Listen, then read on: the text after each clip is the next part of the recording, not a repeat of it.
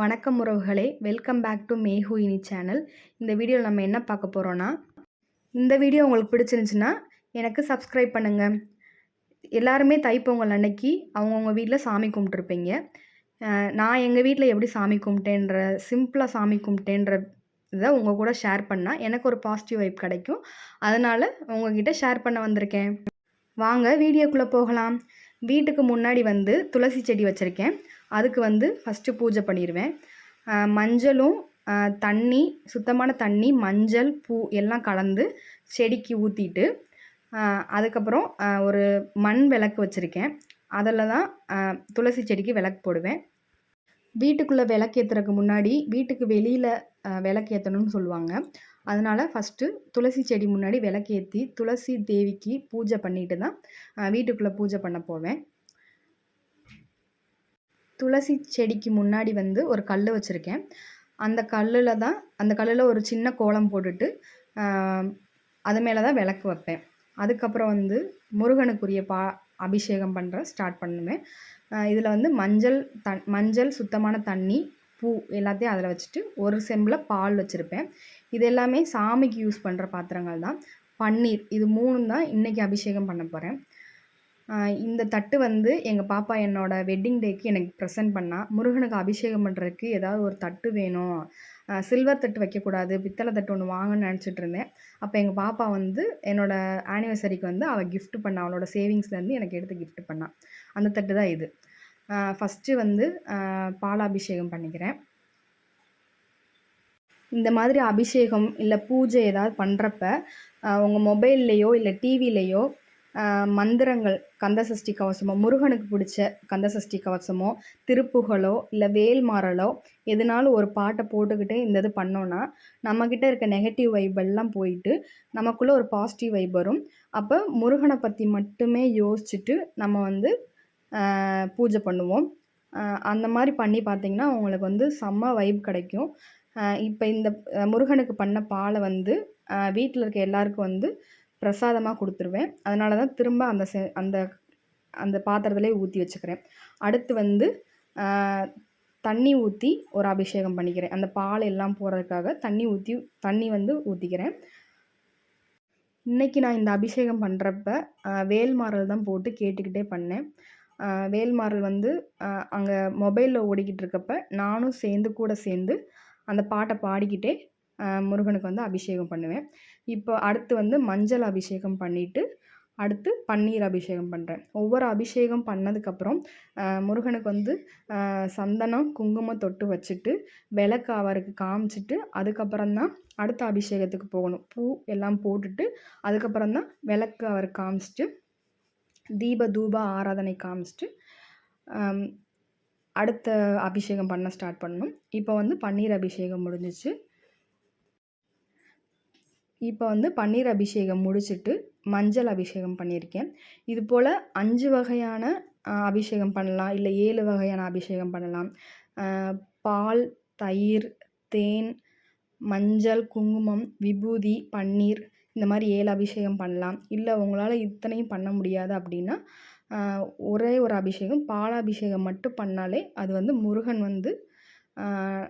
நம்மளோட பக்தியை கண்டிப்பாக ஏற்றுக்கிடுவார். நம்ம என்ன நினைக்கிறோமோ அது கண்டிப்பாக நடத்தி கொடுப்பாரு. அடுத்து அந்த சாமிக்கு பண்ண அபிஷேகத்தெலாம் எங்கேயும் கீழே ஊற்றிடக்கூடாது.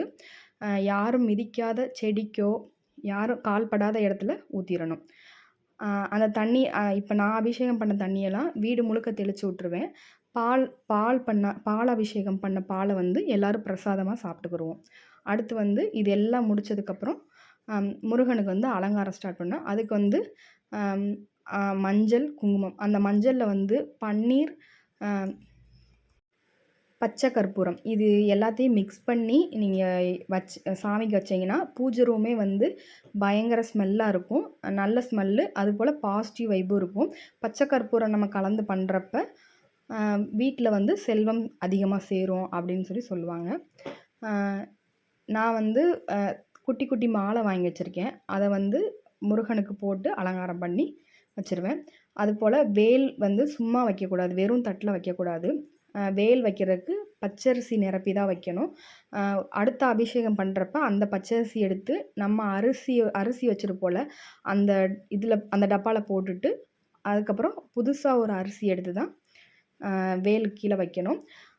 வேல் வச்சுருந்தீங்கன்னா ஒன்று அது வந்து ஒரு ஆயுதம் மாதிரி தான். அதனால் அதுக்கு கீழே லெமனோ இல்லை அந்த கூர் முனையில் வந்து மஞ்சளை வந்து உருட்டி வச்சிட்டோன்னா அதோட தன்மை வந்து நம்மளை பாதுகாக்கிறத மாதிரி இருக்கும்.